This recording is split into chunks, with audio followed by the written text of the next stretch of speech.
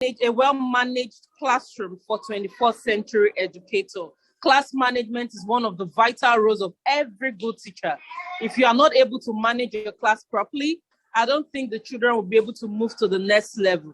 So she'll be dealing with us on that. And we are going to learn so more today.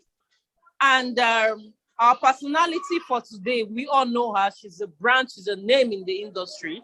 She is a social entrepreneur who has a passion for national transformation and believes that education can be used as a valuable tool for societal development.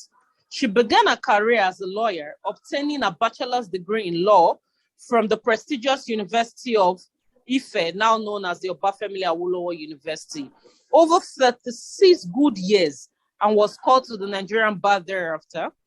She practiced law for about 14 years before deciding to follow a lifelong passion of becoming an educationist. Today, she holds a master's degree in education from the University of Nottingham and a doctorate degree in education from the University of Leicester, both in the United Kingdom.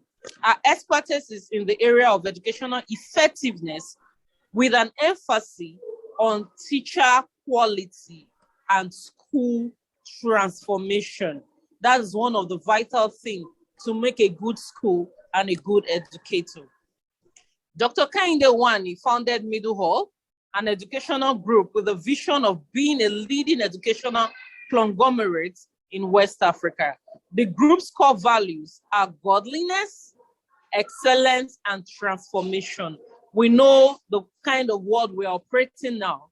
Godliness is one of the virtues that you should go after when you're looking for a school.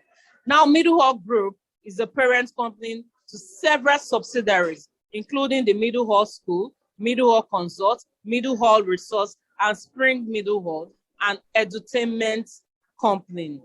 And she's also the founder of the provost of 𝙆𝙚𝙖 College of Education. It's an honor to have you in the house today, Dr. Mrs. Kehinde Nwani. Thank you very much. Thank you. Good morning, everyone. Good morning. Good morning. Good morning. Good afternoon, ma'am. Good afternoon, rather. Good afternoon, ma'am. Good afternoon. It's morning here. Good afternoon. Good afternoon, everyone. It's an honor to be here today. I know for some of us it's morning, for some of you there is afternoon, some might even be somewhere where it's evening. So good morning, good afternoon, good evening. It's wonderful to be here today. I think this is an excellent initiative. Anything to do with teachers, teacher training, leadership training. I love to be with people who love to learn.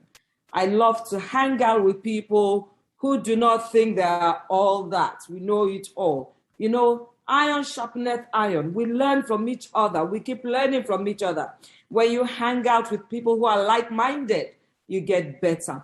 So we're going to be together for, I believe, 1 whole hour. So I want you to relax, get a cup of coffee, get a cup of tea, get some biscuits. Just relax. Or if it is eba, an akpu or bono, get it.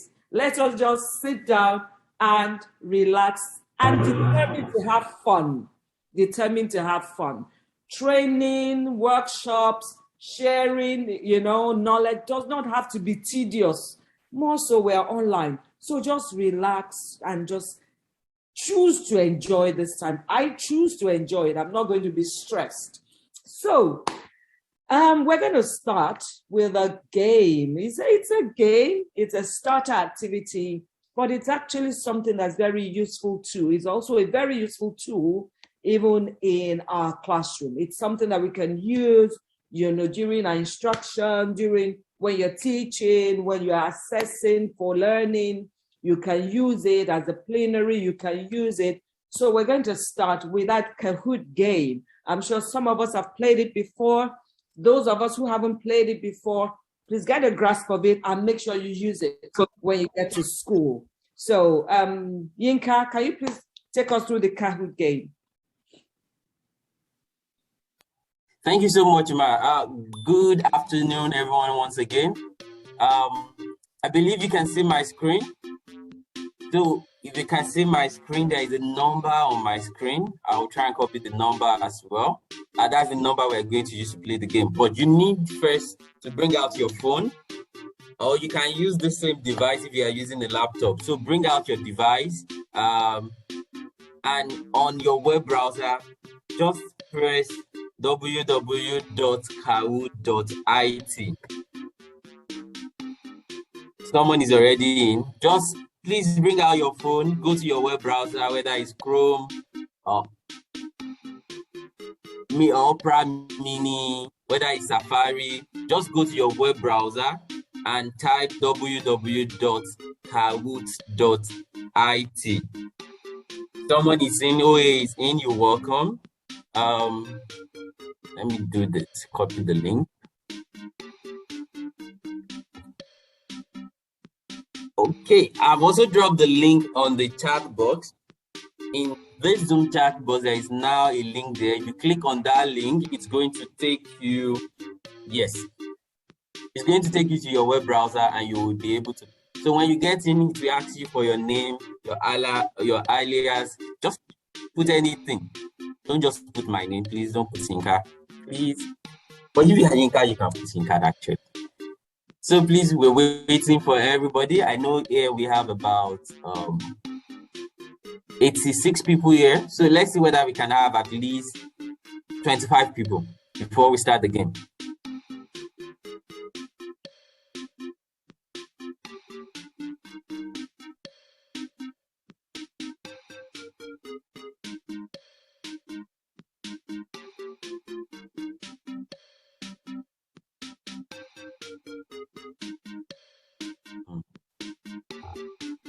Okay, I have 25. I have 24. Everybody join in. We are learners. Don't say, I don't know how to do this. That means you're going to go into the next session with your ignorance. So learn, get involved. Thank you. More people. Just give it a try. That's all. Okay? It's for your good. Thank you. Thank you. Thank you. When you try something, that's it. That ignorance in that area is gone forever. Thank you.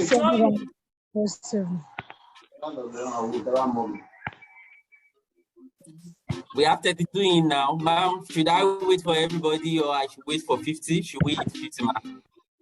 Let's wait for 50. Let's make it happen. 50 people. Yes. Or maybe 40. Anyway, you just decide. That's fine. Okay, ma'am. Wow. We have 50. Please, can you send the address link again? Okay, I'm doing that right away. Okay, it's there now.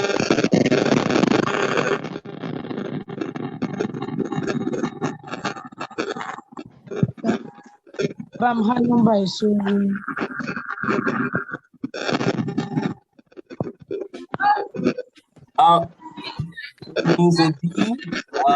the meter square. Thank you.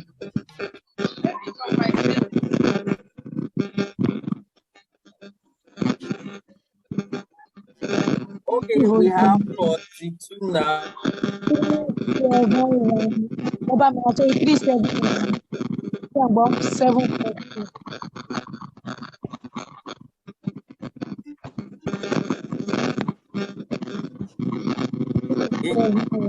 Let's see whether we can get 45, and we will start now. So let's start. Yinka, let's start. Yinka, we can start.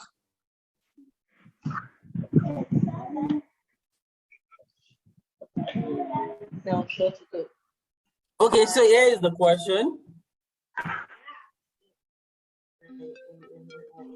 The first question: teacher-centered learning is mostly found in a well-managed classroom in the 21st century. True is blue, false is red. So just click on the one you think is the answer.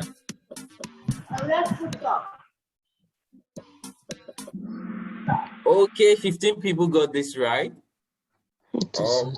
No, rather 10 people actually got this right. 10 people got this right. Thank you. Let's see who is leading. AO is leading. Well done. To the next question. Learning is better achieved by a student when teacher uses the red is teacher-centered approach, the blue is student-centered approach, the yellow is more teacher-centered approach, and the green is more student-centered approach.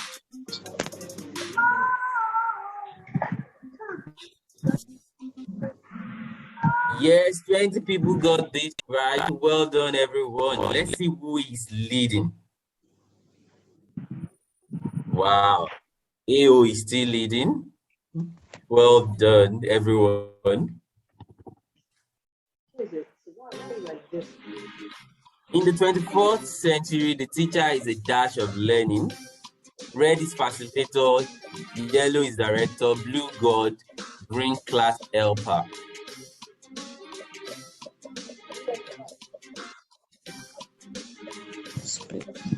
40 answers in. Wow, well done. 25 people got this right. So, has anybody moved up?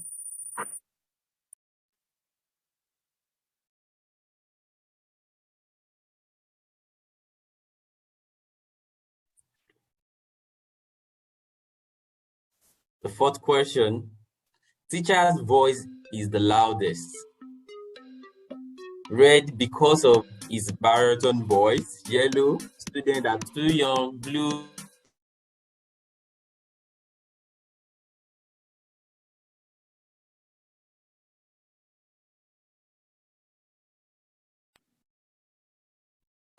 in a teacher-centered classroom. Green, the teacher is the adult.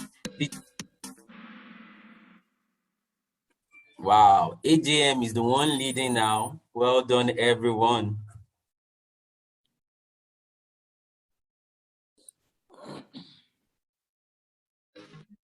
What does the term student voice mean? Red, students feel emotionally safe and express themselves. They can question the teacher. They are allowed to discuss with their peers. And green, all of the above. We have 14 questions in 20 questions now. Okay, 23. Wow, 16 people got this right. Well done, everyone. And who is leading? AJM is still leading. AO is back in second place. This is a true or false question. Sitting in rows is more common in the student-centered classroom.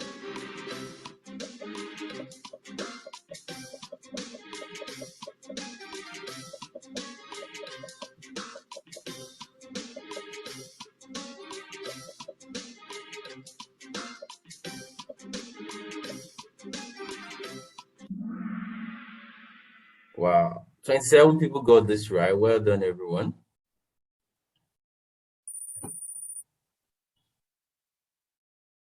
AJM is still leading. We're now on number 7. Teaching and learning in the 21st century focuses on something.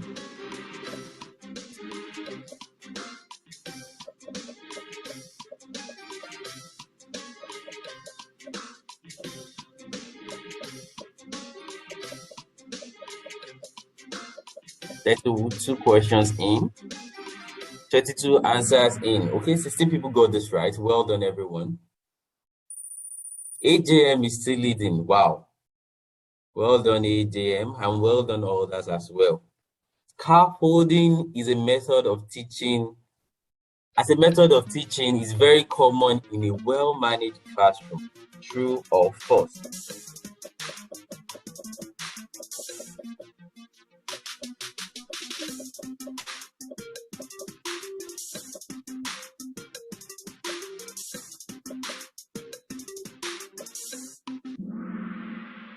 Wow, well done. 30 people got this right.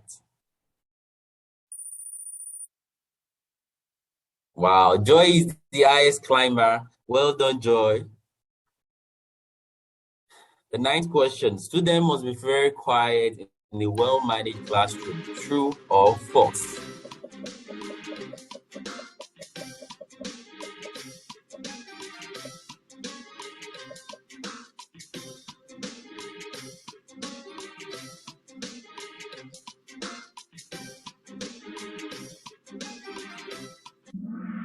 Well done. 24 people got this right. Wow. Someone has moved up. Savoski is up now. Ada is up. Well done, everyone. And the last question. Student-centered learning is based on dash learning theory. Behaviorist, constructivist.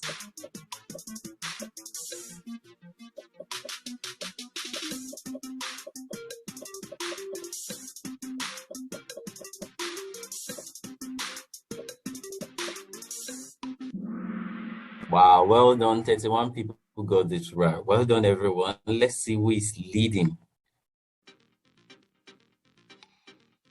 In the third position, we have AJM. In the second position, we have Ada. And in the first position, we have Savoski. Well done, everyone. Great job. And we have runner-ups, AO and Omo Banke or something. Thank you so much, everyone. Thank you.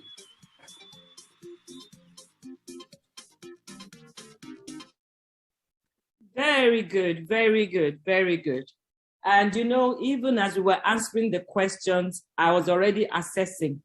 I was already evaluating. For example, the very last question, a gentleman put there, student-centered learning is based on behaviorist learning theory. Not so. I'll say you tried, but it's not. It's based on what we call constructivist learning theory, where we believe that students construct their own understanding, that you cannot teach a child, you cannot force it on their brains. As you teach, as you facilitate learning, they begin to construct understanding. They begin to construct their knowledge. That is, so it's actually, it's from constructivist learning theory. I also saw something very interesting. I saw that 16 out of 16 said that teaching and learning in the 21st century focuses more on cognition than metacognition. And 16 said metacognition more than cognition. So I can see there immediately that that topic of cognition, metacognition, the focus of teaching and learning in the 21st century is not very clear. So you see, this is not just a game. It's a tool for evaluation and assessment. Today, we're not talking about so much, I will touch on it, not so much on metacognition and cognition, but as Yinka mentioned earlier, we have a program coming up on the 24th. And we're actually going to be talking about metacognition, the aim of teaching and learning in the 21st century. So hope to see you there. So good to go. Now, I've been asked to talk about a well-managed. When Queen said a well-mannered classroom, I was like, mannered how? But she corrected herself.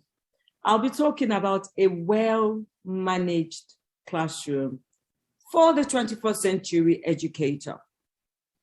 Now, when you see that topic, I'm sure some of us will look and think, oh, we're going to be talking about classroom management and things like that. And I would say, you are not wrong, but that is the most basic level when you're looking at a well-managed classroom. Certainly, I would not be invited to come and talk about, you know, how to manage human resources, how to manage physical resources. No, I'm here to look at this topic from a higher level. We're going to be engaging a higher order thinking this morning. A well-managed classroom. What would we expect to see in a well-managed classroom? What should be happening in a well-managed classroom? Why are we even discussing a well-managed classroom? Why education at all? Why school? I'm sure that's a question children ask all day. You know, the other day I said to my children, you know, sometimes I just try to tap from them. And, you know, all children, I guess, I hope, like to be at home. You know, when it's time to go back to school, you hear things like, oh, no, I have to go back. It's a plus for us at home. That means they feel well loved, a very safe environment. And then I said to my daughter the other day, I said, what is it that schools can do to make children just want to run into school? She said, there's nothing. She said, there's nothing. So I'm sure some children, of course, they do well in school, but the fact is they would rather maybe be at home, you know? Why? I'm sure students ask, why school? Why education, really? Yeah, these are some things that we're going to be looking at in a well-managed classroom. It's not just about behavior, sitting down, standing up. No, I'm going to give a holistic picture. And thankfully, I have the time. So, why is education important? Why are schools important? We'll be asking some what questions as well. What are the attributes and skills and knowledge? I call that ask. Attributes, skills, S, K, knowledge. I love acronyms a lot. What are the ask? What are the attributes, skills, and knowledge that my children in my class should possess in order to thrive in today's complex world? Surely that is considered in a well-managed classroom. Queen has put managed in my mouth. What kind of learning is required for the children in our care to function optimally, not just in today's realities, but also when they get out into the world, unknown, highly uncertain future? We say it all the time that the complexities, the problems, the challenges they're going to experience in 50 years' time, we don't know. The jobs that will exist at that time, in 50 years' time, we don't know. How then do you prepare them for tomorrow? As challenging as today already is. How do you then even prepare them? So we're looking at the why, the what, and the how. Because if I'm to come and just tell you about the why and the what, and I don't tell you about the how, you're going to leave thinking, okay, you know, good presentation, but how do I apply it? So how do I cater to the educational needs of my children and their well-being? Please note, I said educational needs and well-being. Post-COVID, although we're still in COVID, but the truth is, since COVID, let me put it that way, we're very concerned now about the emotional health of our students. It's not just business as usual. You just come and teach your maths and English and you care less about what they're going through. We care about our staff, their mental health, their emotional stability. We care about the students. We care about everyone in our environment. So part of the question will be, how do I cater to the needs of all the students in my care, educational needs and emotional needs? So let me start with the why. Why education? Why school? Why a well-managed classroom? The answer, one of the answers I would say, and the most basic, which I hope is a common purpose for all of us in this room, would be, yeah, I think they should be equipped with the ability to thrive, to flourish in today's world. We talk about today's world being an information economy, a digital era. It's different from the 20th century or the industrialized era, when it was more of just getting people equipped to work, you know, in factories. So there was very little focus on application of knowledge. They just needed to have their 3 R's, get a job, they were literate. It's quite different.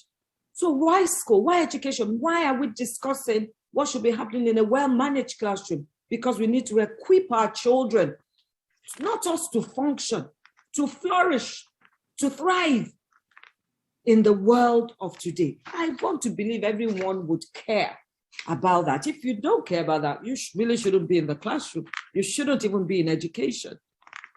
Why? Why education? Why a well-managed classroom? Why school? Because when we think of education, can the slide be changed? Whoever is doing this, can you please walk with me? Thank you. So why? If you go and check, you'll find that education, the word education has two Latin roots and they sound similar.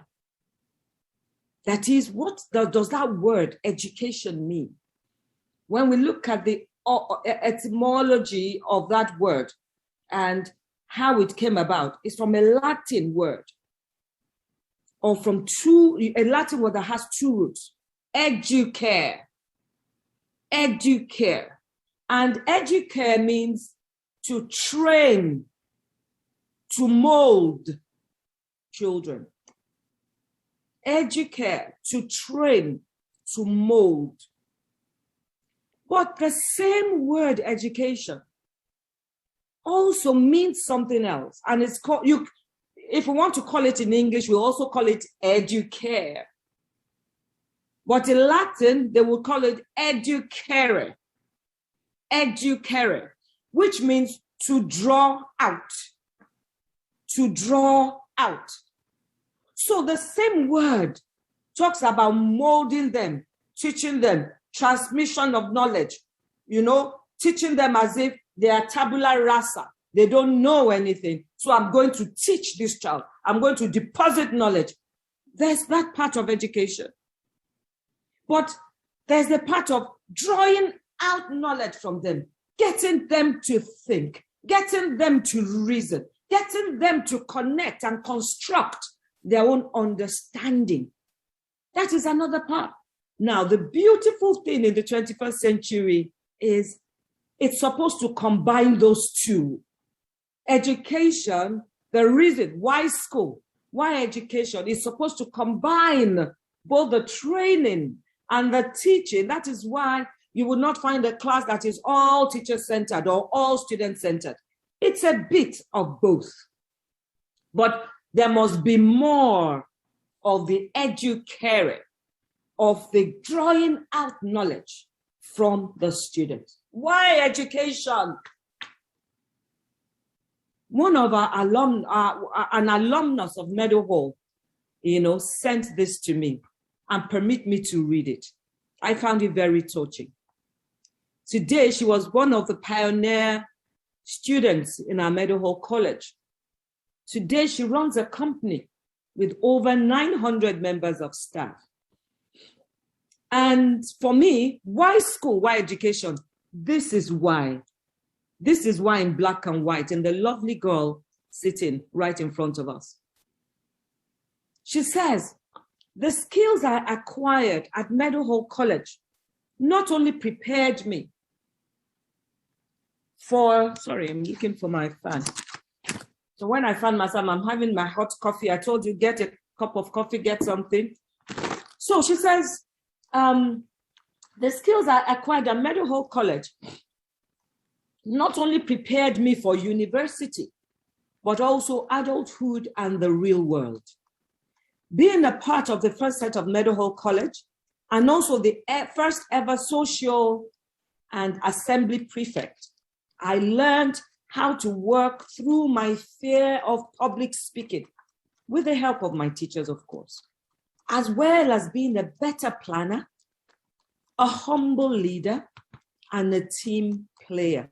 Currently, I manage a very demanding business with over 900 staff because of the skills acquired at such a young age. I'm able to excel in my field. So why education? This is why education, my brothers and sisters. Education is not a school. It's not about school being an end in itself. We're in school to let them gain knowledge, to learn maths and English. Rather, we're in school, we must see school as a means to an end. When you as a teacher, you stand in front of those children, are you just thinking of your chemistry and maths and English lesson? Or are you looking at those children and seeing them in future? Seeing them in the hospitals, treating you or your children or your spouse, when there's a need to go to the hospital, do you see them as the lawyer that will defend your case? Do you see them as the teacher that you will employ in your school, or the colleague that will work with you? Why education? So that's why I'm not going to center on, excuse me, what is just happening in the classroom. There's so many components of a well-managed classroom. I want you to look at this. I've talked about the why. Now, what should be happening in a well-managed class? What should we be teaching? Because let me quickly say something. Some of us just want to know how to manage the children. If the children are not engaged, you cannot manage your classroom. They will be up and down, disruptive, jumping, because you are not engaging them. They are not challenged. Children will find a way of entertaining themselves. So what is to be taught in a well-managed classroom? I want you to take a minute and look at that diagram. I'm a facilitator of learning. Please, so look at it.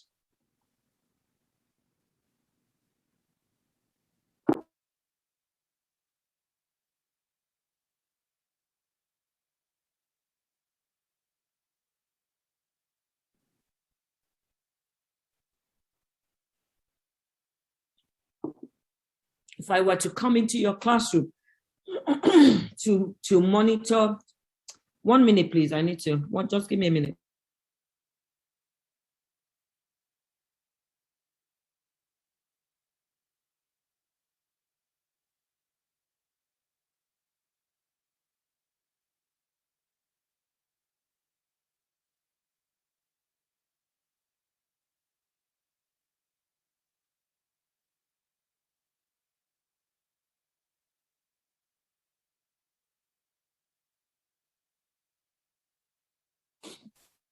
Yeah, the host, please, I might mute from time to time, so just work with me. So I'm hearing that the diagram is not clear. Oh, what a shame. Okay, so I'm going to read it to you. In the center, but can anybody see it well at all? I just want to know, I should widen my screen. Abayomi, can we, so some people can see it, but some cannot. All right, I'm just going to talk you through quickly. So if I were to come into your classroom, thank you, Lara, you can see it, yeah. I can see some hands up, but I will take, just note your questions down. Prophetess, note it down, note your questions down. So if I were to come into your classroom, I would, and when we're talking about observing lessons and monitoring your classrooms and things like that, it's not a one-off thing, right? So no leader would come into your classroom and just come once and say, that's it. No, we are not Ofsted. So we would come several times. I would expect when I come into your classroom to see something about this diagram, a lot of it going on. I will expect, so that's the future ready learner. I said, look at the students in your classroom as how they're going to be in the future. Don't look at them as students learning chemistry. No, look at them as the chemistry teachers. These students are going to be pharmacists tomorrow. They might actually be in the makeup industry tomorrow. Different things that they can use for chemistry. A biology teacher should be thinking, that's a doctor in front of me. That person could treat me tomorrow. So whatever it is, you must look at them as how they're going to be in the future. I would expect that you, as the teacher, before I go to the teacher, I will expect mastery of the content. So if I'm asking the children and having a chat with them, what did you understand? Did you understand the lesson? What part of the lesson didn't you understand? I would want to see that the children are gaining mastery. There's an understanding of the subject. So there must be mastery of content. There must be mastery of curriculum. How do you become a good teacher when you have not mastered English language in school? How do you become a good engineer without a thorough knowledge of maybe maths and some other things that are required? So our children, the future-ready learner must be a child that knows their subject. Beyond that, those children, you must be particular that you are teaching them what we call 21st century content or 21st century themes. The children in your class must understand that there's a world beyond Ikeja or wherever their school is. There's a world beyond Agege. There's a world beyond Lekki. They must understand that. We have global awareness. Those are 21st century themes. Global awareness. Are they aware that right now there's a war in Ukraine? Russia and Ukraine. Are they aware of, let me even come to Nigeria, the ASU strike? Are they aware of what's going on in the US, in the UK? Global awareness. Another theme that a future-ready learner content that they must have is what we call health literacy. There are 5 themes. 5 themes. Can you unmute and tell me 5 themes? Sometimes I wish I could see people. I know it's an online platform. Oh, you can't unmute. Don't bother. Don't bother unmuting. 5 themes. So apart from the knowledge of the curriculum, there are 5 areas that the future-ready learner must be equipped with before they leave your school and your class. Global awareness, know what is happening in the world. They must understand what we call health literacy, which basically is talking about preventive health. A child in your class must understand why it's important to drink water, the importance of water to the brain, to learning. Yeah? Your children must understand obesity. And if they're still going, and buying all the wrong things, and they're already obese, they need to know. So health literacy, environmental literacy, and there's financial literacy and entrepreneurship. They must have that. And civic literacy. They must understand the world it's not just centered around them. There's a community, even their class community. So those themes are important. Now, there are those skills that your children, future-ready learner, must have. Life and career skills. Do they understand? Even something as simple as punctuality is a life skill. Some of us struggle with it till today because we never learned it. We were not taught. It was not demanded of us. Do they understand being flexible, being adaptable, self-monitoring, self-directing? Do they understand that? ICT, media technology skills. They must have what we call the learning and thinking skills. That's what we call the 4 C's. 4 C's. Because those 4 C's make them think. What do I mean by 4 C as in ABC? Collaboration, communication, critical thinking, and creativity. Collaboration, communication, critical thinking, and creativity. Are you demanding that in your classroom right now? Then what are the other skills they have? In the 21st century, we talk about multiple intelligences. Children are not just intelligent in maths and English. They have other skills. And guess what? These other skills can make them money in future. You can tie it to entrepreneurship. Are you bringing out, do you even recognize those skills in your children? And then on the very outer layer, you have attributes, or I can say attitude, or character. Character. When we're looking at character, you are looking at the moral character of your children. Are they honest? Are they kind? Are they respectful? Or do they tell lies? Are they unfair? When we're talking about character, we look at what we call intellectual virtues. Intellectual virtues will speak to things like open-mindedness, acceptance of diversity. So there's a special needs child in their class. They're not going to say, what kind of child is it? Laughing. You said this. You said. There's what we call performative virtues. And that is talking about grit. Grit. G-R-I-T. Talking about resilience. Children who don't give up easily. Independence. Things like that. Confidence. Those are attributes that I expect to find in a well-managed classroom. And when I find these things, trust me,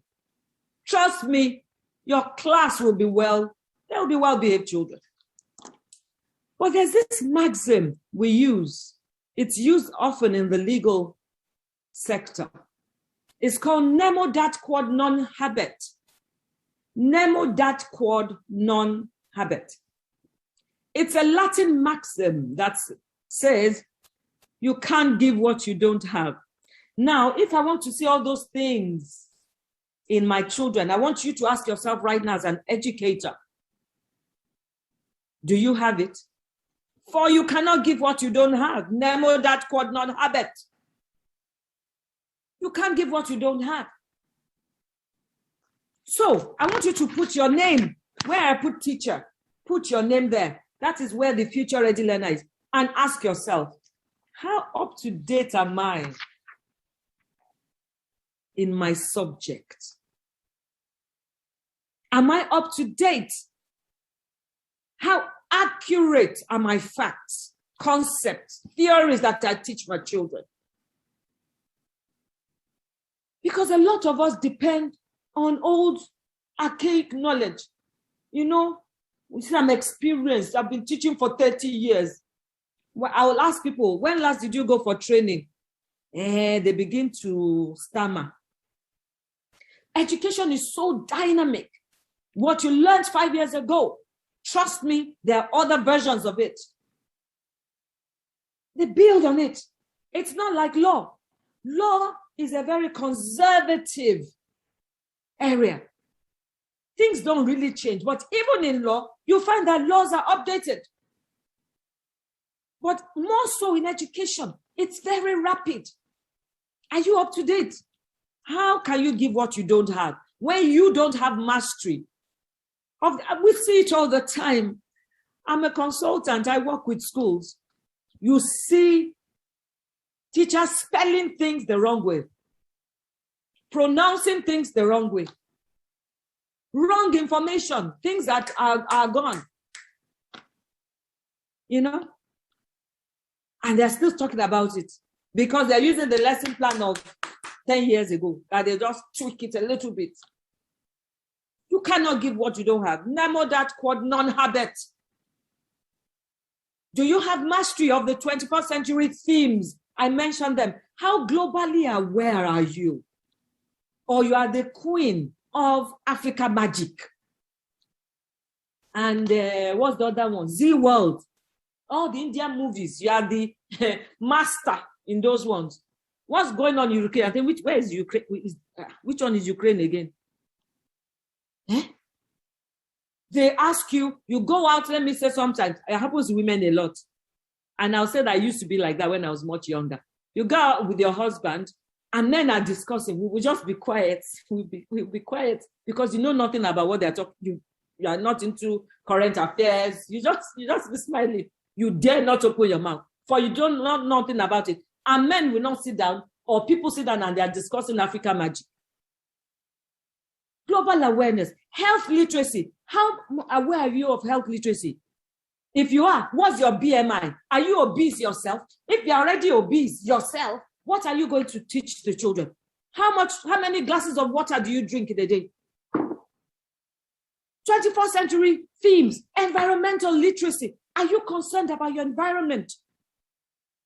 Your area, your street, your community, your school environment, your class environment. I've been to classrooms. The teacher's side is the worst. You sit maybe toilet paper that you used to blow their nose, you see books all scattered, even your little environment, not to talk of the bigger geographical environment. How concerned are you about it? Civic literacy. We're begging people, get your PVC, get up, then we start complaining. We start going to churches and mosques to pray. But your civic duty, you will not do it. So you cannot give what you do not have. I'm hoping I'm challenging you beyond coming to sit down to know how you to tell your children to sit down. Well, how about the 21st century skills? How skilled are you? How much collaboration do you do? I'll start with the learning and thinking skills. Or you are still that person that hides things, you know? In Meadowhall, ask. We are a supportive community. We don't do anything that's going to engender competition. So, for example, for school owners, I would say, desist from all that best teacher of the year. You cannot have a supportive community and a competitive one at the same time. It cannot work. We don't do it. We can recognize people, you know, for what they've done and all that. But by the time you are giving, you know, you emphasize, so people begin to compete. How can it be supportive? Remember, 21st century is about collaboration. How can I collaborate with you when I want to win the prize?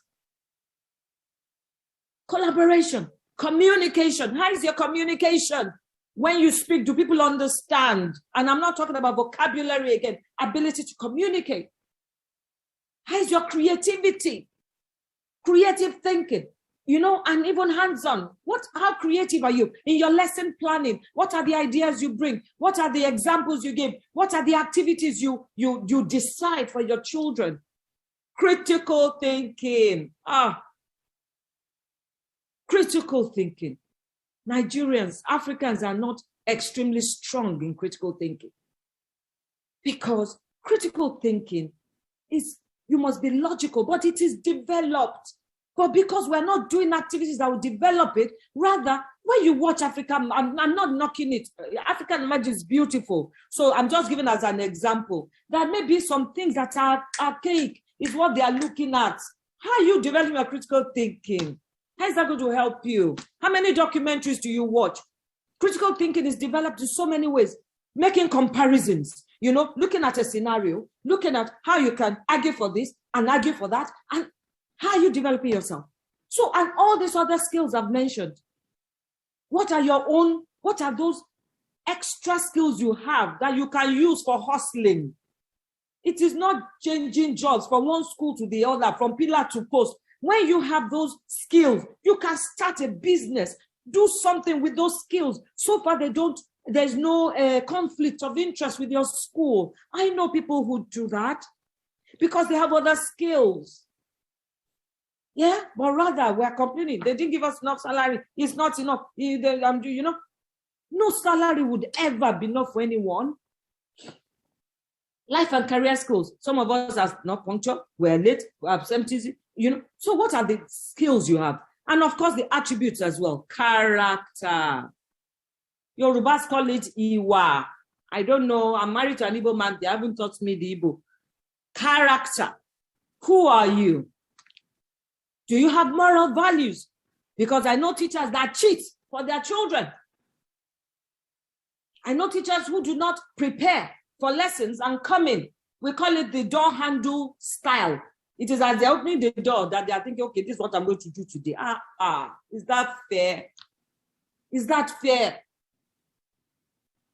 Next slide. So you cannot give what you do not have. Now, everything I've enumerated that I've explained can be summarized in 2 words. It's called deep learning. All those things in the 2 diagrams I showed you, which are exactly the same. What you expect of the children, what you should have, because you cannot give what you do not have, can be, you know, encapsulated in 2 words. Deep learning. What would I expect to see in a well-managed class? I expect to see deep learning going on. Abayomi, can you please let me know how many more minutes I have?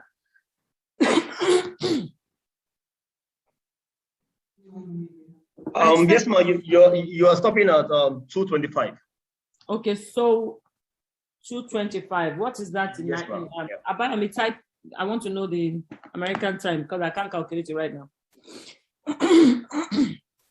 Deep learning is the summary, the long and short of everything that I have said.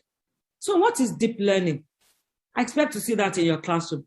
And deep learning, I think I have 30 minutes. Thank you. Deep learning, excuse me, in the morning, it's morning here. I tend to still have to clear my voice a lot. So I apologize. Deep learning, basically, is very simple. Don't even think too deeply about it. Deep learning, or some call it deeper learning, is simply those core subjects, your curriculum content that I mentioned, and the skills that the children should have, and the attributes that they should have. When you bring them together, that's deep learning. Just that diagram I showed you, that's deep learning. Abaime, can you go back to the diagram, please? This is deep learning. Curriculum content, content areas that are 21st century, relevant skills, we call them global competencies, and your character. You can go on. That is deep learning. So just for the case, just because it's always good to have definitions, you can read, I hope you can see the screen, some of the definitions. I don't read slides, but I can pick one or two.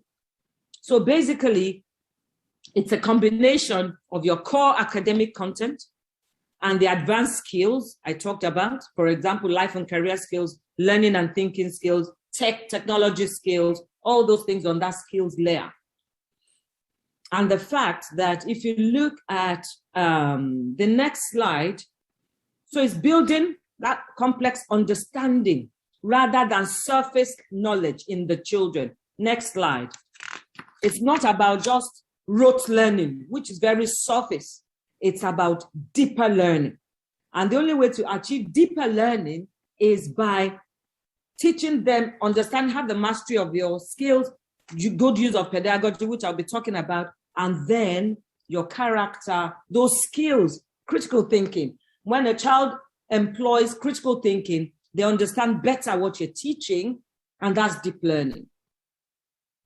You can see the whole essence is also to make them good citizens. That is where character comes in. Because if I'm selfish, but I'm very smart, they are the ones that become hackers in the society. They have very, good prowess. They have prowess in cognitive things.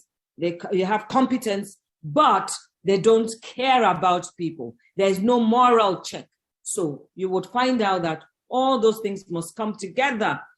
And that's why we call it deep learning. Deep learning is talking about, that active learning.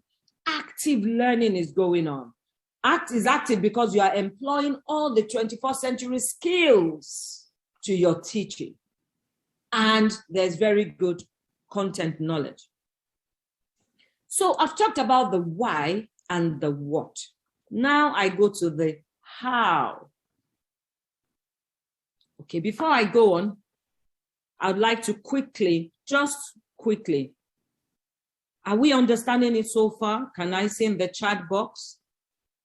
At least I want to just gauge understanding. Chat box people, can you just let me know how this is going? I'm seeing a few yeses. Right on. Perfectly. Thank you, Joke.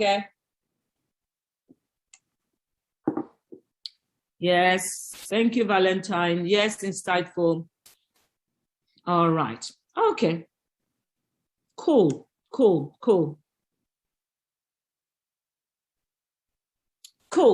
So, right on. I'm going to ride on. Thank you.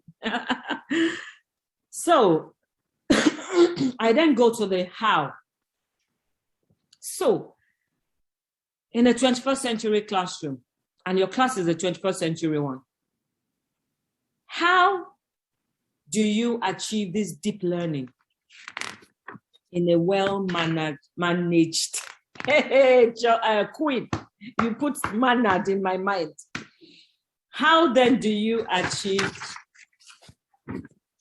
deep learning in a well-managed classroom?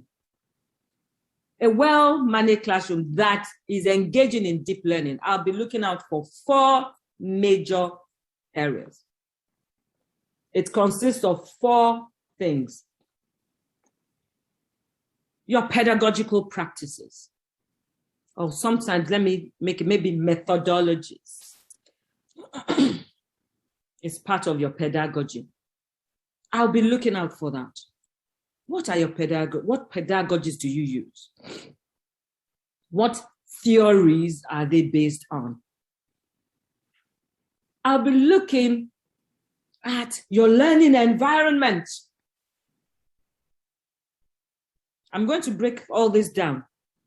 In the 21st century, today, if I were to come into your classroom, I'll be looking out to see learning partnerships. And I'll see if you are leveraging digital, if you're using technology, even low technology. There's low technology, there's high technology. Even if it is the low technology, I'll be looking for those things. So let me break this down. Next slide. So, pedagogical practices. Basically, research says there are 2 types of pedagogy: teacher-centered or learner-centered, which is, you can remember the questions in Kahoot.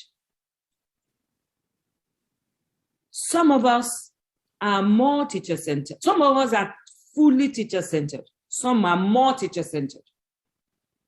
But it has been researched and it is believed that the best method for education at this time, and which is also used for educational reform all over the world, is to focus more on student-centered learning. And in also my work as a consultant, I've also seen teachers who say they are more student-centered, but in actual fact, they are more teacher-centered, but they believe they are more student-centered because they don't really quite understand what it really means to be student-centered. And that will be your assignment. You go and research more.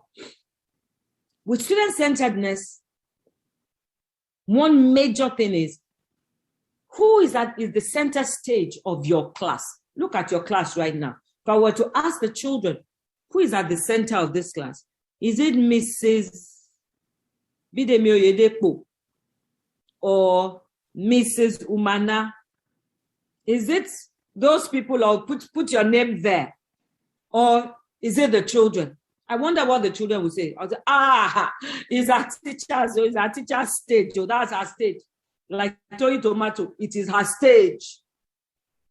Who's at the center of your class? I won't, because of time, I won't say we should discuss it.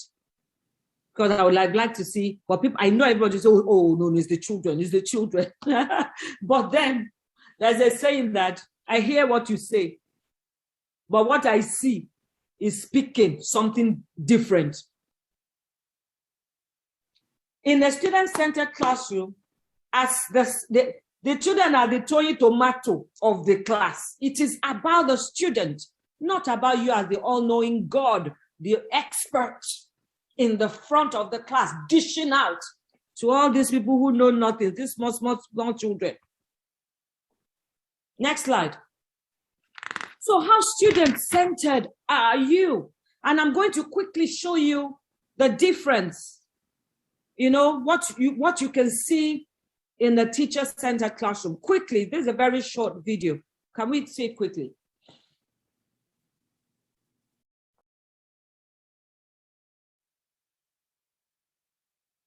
We are comparing traditional teacher-centered lessons to constructivist approaches to teaching, where the learners are active in constructing their own knowledge. Here's an example of traditional teaching from the movie Ferris Bueller's Day Off. While watching the clip, pretend you are a student in this economics class and see what information you can retain. Also, take note of the way the lesson is perceived by the students featured in this clip. In 1930, the Republican-controlled House of Representatives, in an effort to alleviate the effects of the, anyone? The Great Depression, passed the, anyone? A tariff bill, the Hawley-Smoot Tariff Act, which, anyone, raised or lowered? Raised tariffs in an effort to collect more revenue for the federal government. Did it work? Anyone? Anyone know the effects? It did not work, and the United States sank deeper into the Great Depression. Today, we have a similar debate over this. Anyone know what this is, class? Anyone? Anyone? Anyone seen this before? The Laffer curve. Anyone know what this says? It says that at this point on the revenue curve, you will get exactly the same amount of revenue as at this point. This is very controversial. Does anyone know what Vice President Bush called this in 1980? Anyone? Something DOO economics. Voodoo economics. Now, time for a pop quiz on the lesson you just took part in. See how many of the following questions you can answer correctly. Number 1. In 1930, what bill was created? Number 2. This bill attempted to alleviate the effects of? And number 3. What did Bush call this principle in 1980? Chances are you and the other students in this lesson were unable to confidently answer all of these questions. The traditional lecture-style lesson used in this class was not a very effective teaching approach. Traditional teaching is not always effective because it focuses on the teacher rather than the students. The students are passive and have limited opportunities to participate. Students tend to lose focus during the lesson. All students move through the lesson at the same pace. The information is quickly forgotten.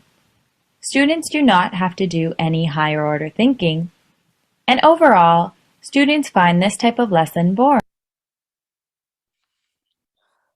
All right. So I saw an interesting comment in the chat room. Joshua says, the learners need beating, no. Is it the learners that need beating or the teacher that needs beating? If I'm teaching and my children are sleeping, they're even salivating, they're doing this, they don't understand. And Joshua says the children need beating. It is the teacher that should be whacked. The teacher should be flogged. At the end of the day, what does that teacher know? And then they'll not do WAEC. They say, why are the children failing? They will fail because you are not engaging them. You are using a very archaic form of teaching style. Things, a style that we have moved away from. Now, there will still be a bit of teacher-centeredness in your work. Well, I'm going to that. Anyway, let me hurry. So these are some very quick comparison of teacher-centered pedagogy and learner-centered pedagogy. I will not go through everything, but you will see that the focus wasn't the focus on that man. Anyone? He's standing right in front of the class. Anyone? Someone said beating. Oh my gosh, I'm enjoying myself. So focus is on the instructor, is on that teacher. That's all-knowing God standing in the classroom, to the God to be respected and worshipped. Meanwhile, the tomato of that class should be the children. Focus should be on the learner. We should see that the focus is on the students. Another quick one. Was learning passive or not? They were passively receiving information. You see, the fact that you tell me something doesn't mean I'm learning it. So I'm just receiving it, and it doesn't mean I'm learning it. But in a student-centered learning environment, students are actively involved in their own learning. So they're learning. You can only take, what is it now? whatever to the river to drink. You can't force it to drink, or the horse to the river. You can dish out information to me. It doesn't mean that I understand it. And there's nothing you can do to make me understand it. I need to figure it out. Are we getting it? So, if you see the difference, teacher, there's no conversation, no debate, no sharing, nothing. All right, because of time, those are some of the differences you would find. You know, I would also say one, you know, the teacher is focused on the right answer. Anyone? Just asking them, you know, to tell him the right answer. Meanwhile, in a student-centered classroom, the focus is on the learning process, on the process of learning. So, but that said, as we did in the Kahoot game, it's not all or nothing. There's really no dichotomy between the two approaches. It's a continuum. So sometimes you're using a bit of the teacher-centered approach when you give your initial teaching. After you've had your starter, you've connected the lesson, you are going to teach. There's a whole class teaching. But then thereafter, you are supposed to then, you know, employ student-centered methodologies. You let them discuss. You would have activities that will involve collaboration, and you are watching, you are moving around. If I came to your class and you are just right there in the front all the time, sometimes even worse, I go into a class and you see a teacher sitting, doing what? That person should be banished into the 20th century. You sit down in front. What can you see? How do you monitor? Next slide. So it's a combination of teacher-centered learning and student-centered learning. However, you should use more of the student-centered learning. No one is saying don't use teacher-centered at all. And if you look at the definition of education, you remember, educare talks about that more traditional way when you're teaching and training, while educare talks about drawing that learning out of them. It's a combination. But use more of educare in the 21st century than educare. Now, how do I ensure deep learning is going on in my classroom? Learning partnerships. You must let children come together. They must discuss. Learning partners, group work. All those things must be going on. Even as they engage with you, the teacher, you know, it's a partnership. Don't see yourself as the all-knowing God. You are learning. They say teaching is the best form of learning. As you are listening to the student, you are learning something. So there's a partnership going on between both of you. Above all, let them begin to have, you know, competitions. It can be inter-school competitions or just learning. Now we use technology for a lot of things. For example, in our school, for example, we're already planning that we're going to be having a program, you know, during our literacy day, where our children from our school will connect online with children for another school, a partner school. And they're just going to have, you know, they might start discussing a project or a research work. Education has gone beyond my class. We now say classrooms are transparent. Schools are now without walls. Learning is taking place 24/7. So think about that. You know, it can be the other arm. Let the children have something together. It can be another school. Maybe you have friends in another school, or talk to your head about it. Or, you know, it can be across countries. You know, the days of, what was it that they used to do, that children used to do? I forgot it. You know, they used to have this pen pals, things like that. So, but beyond that, again, learning partnership would involve parents are not enemies. You need them. You need them. You learn a lot. You learn about the children. You learn about things that they do in their own workplace. Another way to do, you know, when we're talking about partnerships, expertise of, you know, even the parents, people that you know. You can bring in an engineer, for example, into your classroom, not for career day. Let the expert come to talk to you as the teacher. How maths how some aspects of math can be used in the field. Let a lawyer come and tell you how he used it, what he taught, what he learned in maybe debating or presenting arguments or things like that, how it can be used in the workplace. That's always been the problem. There's been this dichotomy between what happens in the workplace and what is going on in our schools. Learning partnerships. I expect to see that after this presentation. I expect to see you going. If you listen and you do nothing, it will be a shame. The shame will not be on me, it will be on you. If you learn nothing and you're not introducing, if you don't demand more of yourself, if you don't learn to become the best you can be, and it just remains in the level of, you can't do it.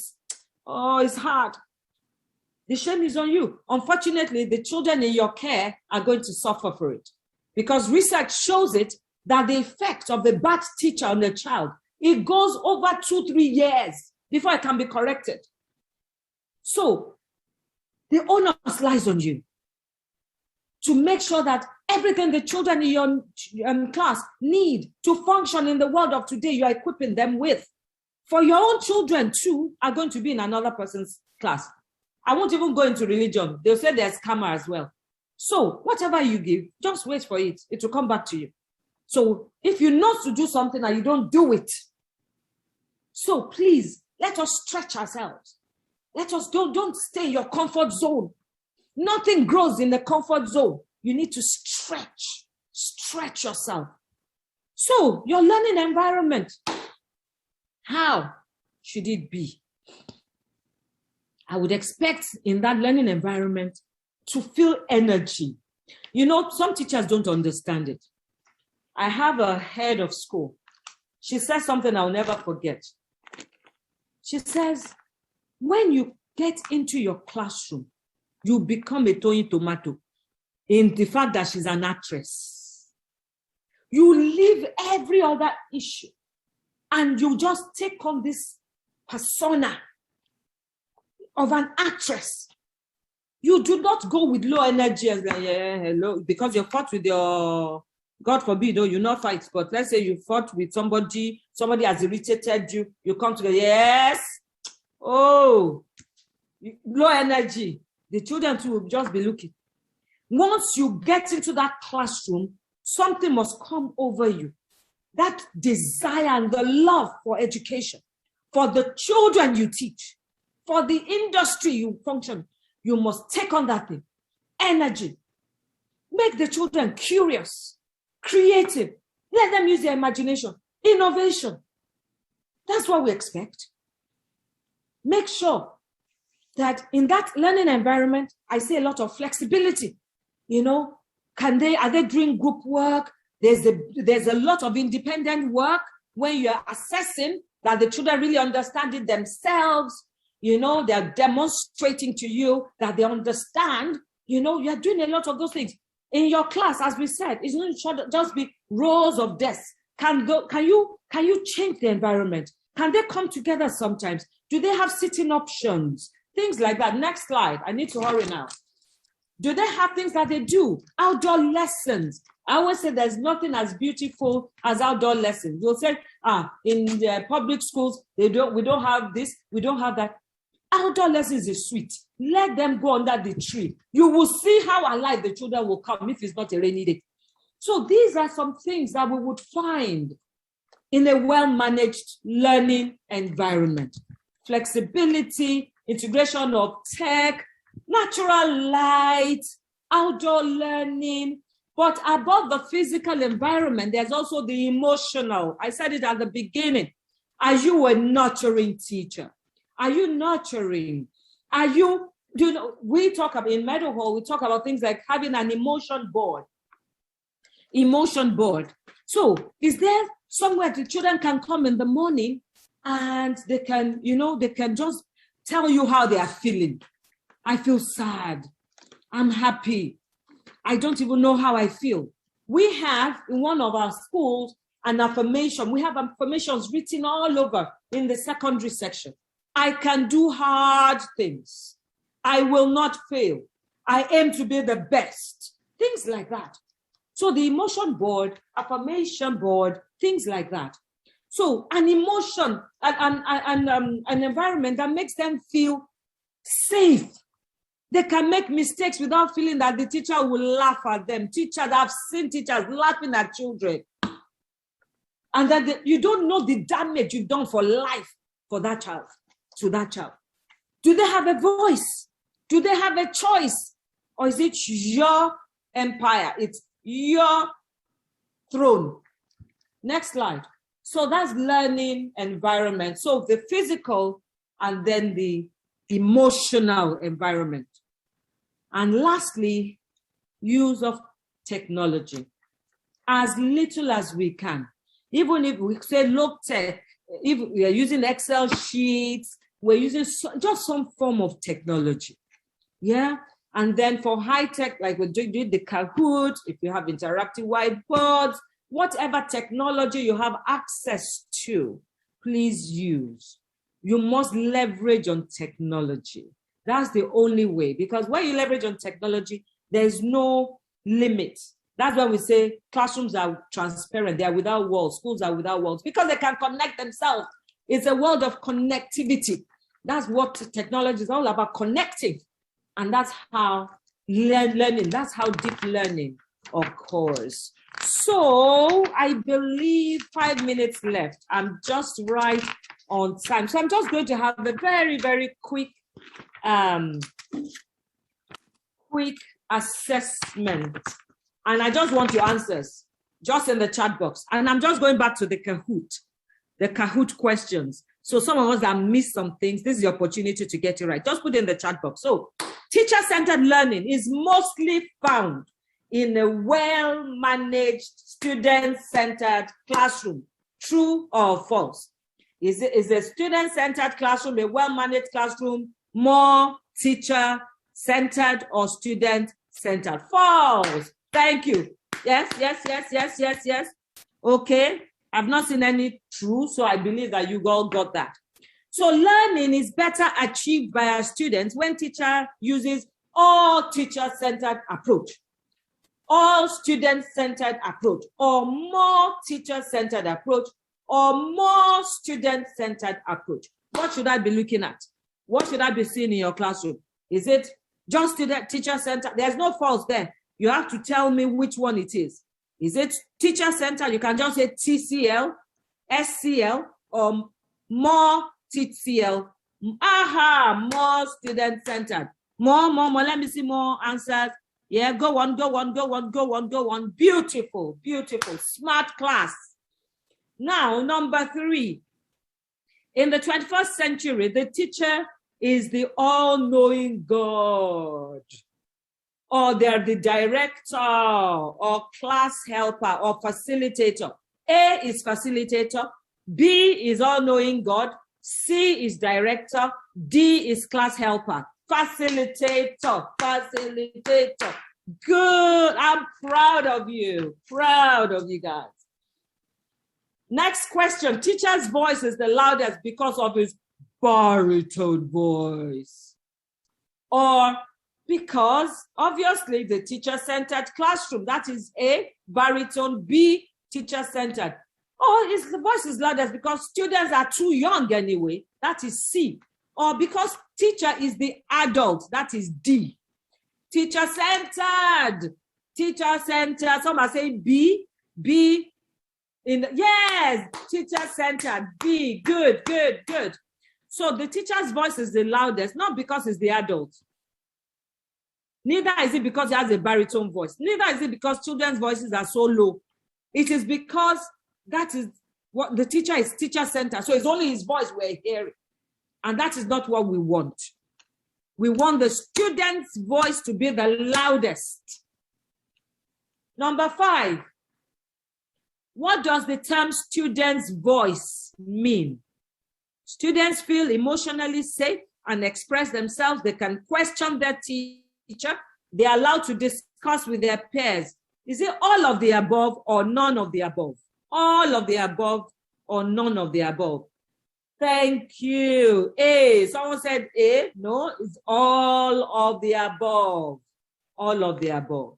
Sitting in a row is most common in a student-centered classroom. You know, just sit in a row. True or false? Sitting in a row. Sitting in a row is most common in a student-centered classroom. So I can see some saying false, some saying true. It is false. In a student-centered classroom, I don't want everybody just sitting all day long in a row. They must come together. They must have discussions. There must be partnerships. There must be collaboration going on. Beautiful. Now, teaching and learning in the 21st century focuses more on cognition.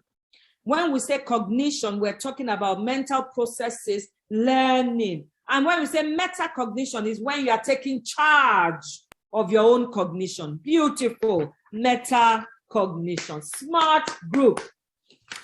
Scaffolding is as a method of teaching is common in a well-managed classroom.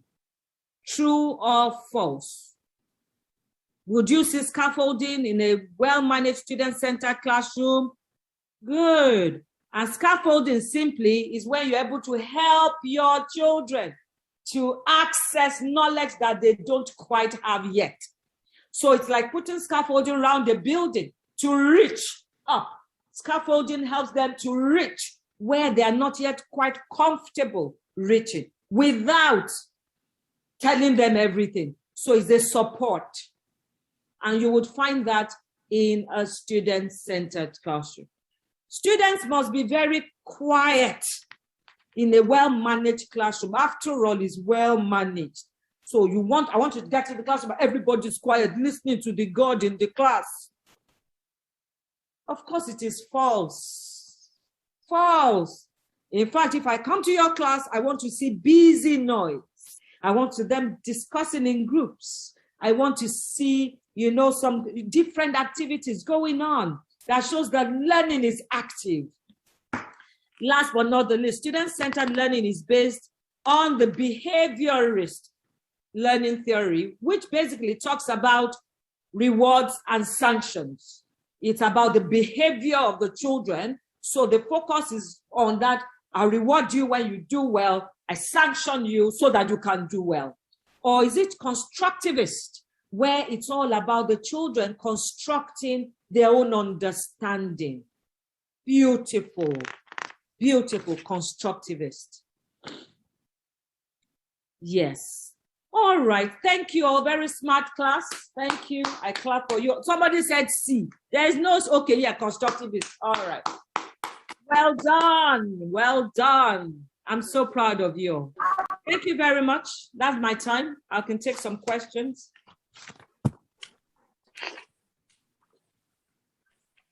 So much, Ma. Thanks a lot.